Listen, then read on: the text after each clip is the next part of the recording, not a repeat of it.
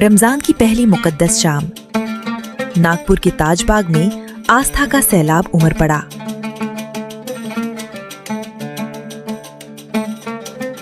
हजरत बाबा ताजुद्दीन की दरगाह पर पहले रोजे की इफ्तारी का रूहानी नजारा देखने को मिला।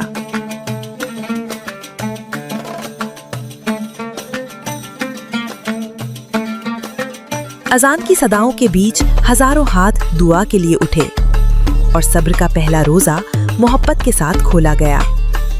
हर चेहरे पर सुकून, हर दिल में शुक्र और इबादत का जज्बा।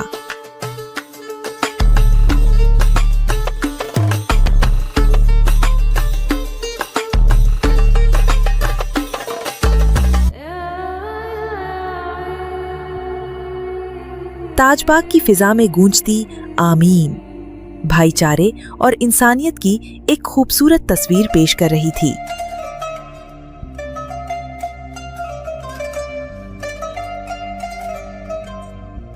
देखिए पहले रोजे की इफ्तारी का ये खास और रूहानी नजारा।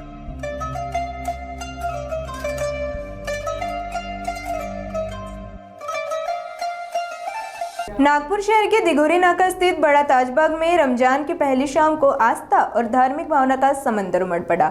हजरत बाबा ताजुद्दीन की दरगाह पर रमजान के पहले रोजे की इफ्तारी यानी ही उपवासन का आयोजन हुआ, जिसमें सैकड़ों लोग एक साथ व्रत खोलने के लिए जुटे। जैसे ही सूरज ढला व व्रत खोलने का समय हुआ, ताजबाग का माहौल पूरी तरह से भक्तिमय हो गया। रोजेदारों ने इफ्तार से पहले अपनी दुआएं की और पहला रोजा सब्र के साथ खोला। यह पल उनके लिए केवल भूख की तृप्ति का नहीं बल्कि आध्यात्मिक शांति और सामूहिक एकता का भी था। इस सामूहिक एकता को प्रदर्शित करने वाले नजारे कैद करने के लिए नागपुर समय की टीम ने बड़ा ताजबाग में शिरकत कर दरबार में मौजूद श्रद्धालुओं से रोजे को लेकर उनकी मान्यताओं के बारे में बातचीत की। अस्सलाम वालेकुम व रहमतुल्लाहि व बरकातहू। हजरत बाबा मखदूम मोहम्मद शफी बाबा कादरी ताजी रहमतुल्लाह अलैह के आस्थाने से मैं सैयद मुजम्मिल अली कादरी ताजी आप सभी का खैर मकदम करता हूँ और हुजूर गौसुल आज़म पिराने पीर दस्तगीर की आमद एक रमज़ानुल मुकर्रमा को मनाई जाती है। बारगाह शफी बाबा रहमतुल्लाह अलैह में अफ्तारी का इंतज़ाम किया जाता है, लंगर का इंतज़ाम किया जाता है। जो रस्मात शफी बाबा रहमतुल्लाह अलैह ने शुरू किए थे वही रस्मात को आपके साहिब सज्जादा नशीन सैयद शौकत अली साहब, उनके जानशीन सैयद एफाज अली कादरी ताजी साहब खूब बाखूबी अंजाम देते हैं। और जैसे कि शाही मस्जिद की जो बुनियाद है ये भी जो है ये शफी बाबा रहमतुल्लाह अलैह के हाथ की है। उस समय में बाबा साहब ने ताजुद्दीन बाबा की जो शाही मस्जिद है उसकी बुनियाद शफी बाबा रहमतुल्लाह अलैह ने रखे थे। और 26 रमज़ानुल मुकर्रमा को शब कदर के दिन पूरी मस्जिद आप फूलों से सजवाते थे। पहला मुअज्जिन पहला इमाम की भी जो पेमेंट है वो शफी बाबा रहमतुल्लाह अलैह आप खुद दिया करते थे और मस्जिद की पूरी खिदमत जो है वो शफी बाबा रहमतुल्लाह अलैह किया करते थे। अस्सलाम वालेकुम व रहमतुल्लाहि व बरकातहू। अस्सलाम वालेकुम व रहमतुल्लाहि व बरकातहू। आप सभी को रमज़ान की बहुत बहुत मुबारकबाद। हज़रत बाबा मखदूम मोहम्मद शफी कादरी ताजी रहमतुल्लाह अलैह के दरबार में आज अफ्तारी का इंतज़ाम किया गया है। ये इंतज़ाम हुजूर गौसुल आज़म पीराने पीर महबूब सुबानी सैयदना शेख अब्दुल कादिर मोइनुद्दीन जिलानी की आज यौम आमद है और आमद के दिन अफ्तारी का इंतज़ाम किया जाता है शफी बाबा दरगाह में।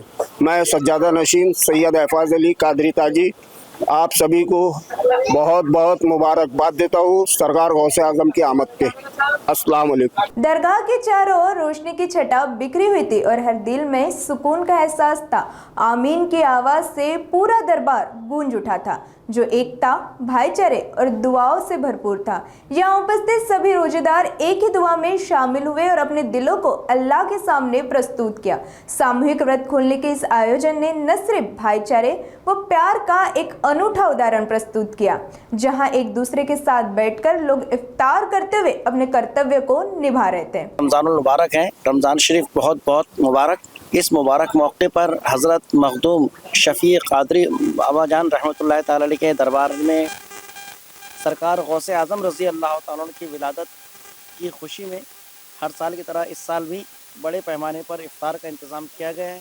और इस मुबारक मौके पर जनाब सज्जादा नशीन शफी बाबाजान अहफाज कादरी साहब मौजूद हैं और उनकी मौजूदगी में अमीन शरीयत हज़रत मुफ्ती अब्दुल कदीर साहब के फ़र्जंद जनाब अब्दुल अजीज़ साहब भी यहाँ पर बिलखुसूस मेहमान खुसूसी के तौर पर तशरीफ़ फरमा है और रमज़ान शरीफ की बहुत बहुत मुबारकबाद।